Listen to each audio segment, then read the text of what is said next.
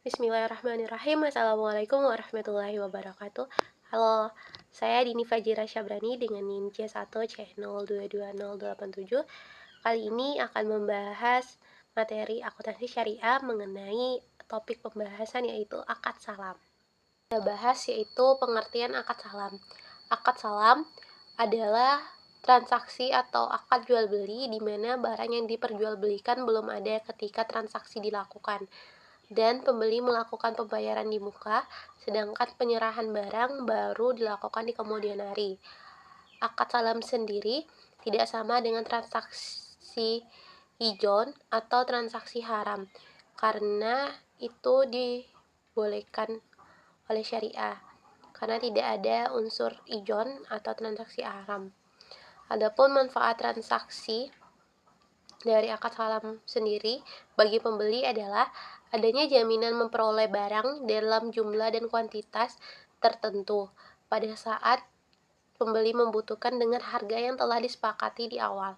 Nah, akad salam biasa dipakai pada transaksi pertanian. Kemudian, jenis akad salam sendiri dibagi menjadi dua, yaitu salam dan salam paralel.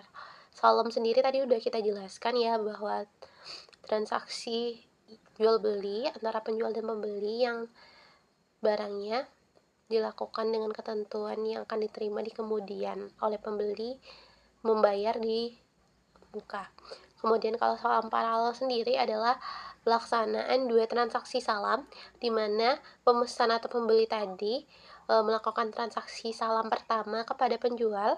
Nah, kemudian transaksi salam kedua adalah antara penjual dengan pemasok atau supplier sebagai pihak ketiga. Mungkin penjual ini tadi belum bisa, atau barang yang dipesan oleh pembeli tadi itu hanya penjual pesan lagi kepada pemasok atau supplier lain.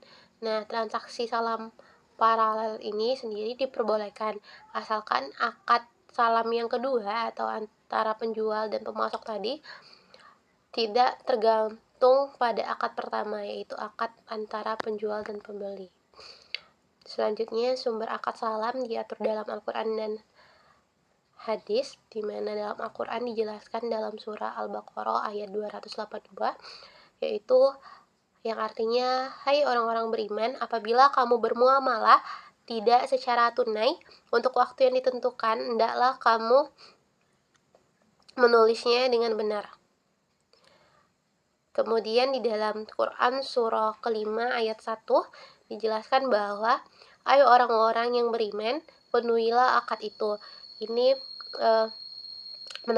ayat ini menegaskan bahwa ketika kita melakukan akad salam, maka si penjual tadi mempunyai kewajiban untuk memenuhi permintaan dari si pembeli. Kemudian dalam hadis, dijelaskan dalam hadis riwayat Bukhari bahwa barang siapa melakukan salam, hendaklah ia melakukannya dengan takaran yang jelas dan ditimbang dengan jelas pula untuk jangka waktu yang ditentukan. Kemudian rukun akad salam. Yang pertama itu ada pelaku yang terdiri dari penjual atau disebut dengan muslam ilahi dan pembeli atau al-muslam. Kemudian yang kedua ada objek akad berupa barang yang diserahkan penjual dan modalnya dari pembeli. Jadi pembeli tadi kan sudah membayar terlebih dahulu kepada penjual, dan penjual menggunakan beli barangnya itu pakai uang pembeli. Kemudian ada ijab atau ijab kabul, di mana serah terimanya. Kemudian berakhirnya akad salam apabila barang yang dipesan tidak ada pada waktu yang sudah ditentukan tadi. Kemudian yang kedua, barang yang dikirim cacat atau tidak sesuai dengan yang disepakati dalam akad sebelum adanya barang tadi. Yang ketiga, barang yang dikirim kualitasnya tidak sesuai dengan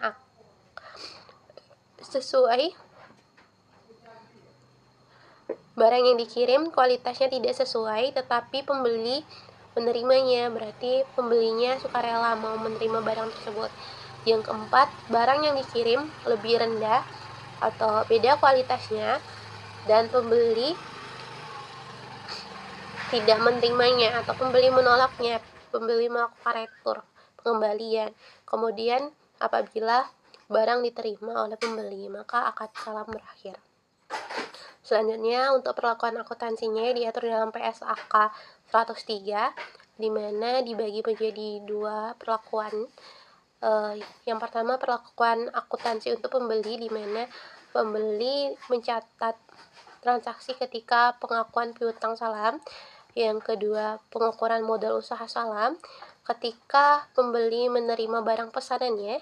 Yang keempat, ketika denda yang diterima atau diberlakukan oleh pembeli apabila ada keterlambatan dalam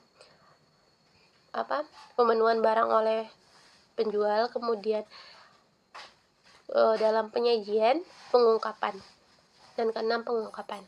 Kemudian perlakuan akuntansi untuk penjual sendiri ketika yang pertama, penjual mengakui kewajiban salamnya ketika terjadinya akad. Berarti penjual telah berjanji dan harus memenuhi kewajibannya. Yang kedua, ketika pengukuran kewajiban salam. Yang ketiga, ketika kewajiban salam dihentikan pengakuannya.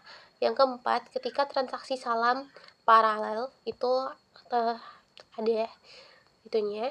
Kemudian yang kelima, pada akhir periode pelaporan. Kemudian yang keenam, ketika penyajian, di sini diatur dalam PSAK 103. Kemudian ketika pengungkapan.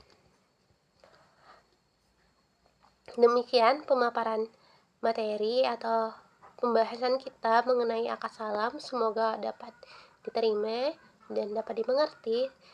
Apabila ada kesalahan, mohon maaf. Saya akhiri dengan wassalamualaikum warahmatullahi wabarakatuh. Sampai jumpa di pembahasan selanjutnya.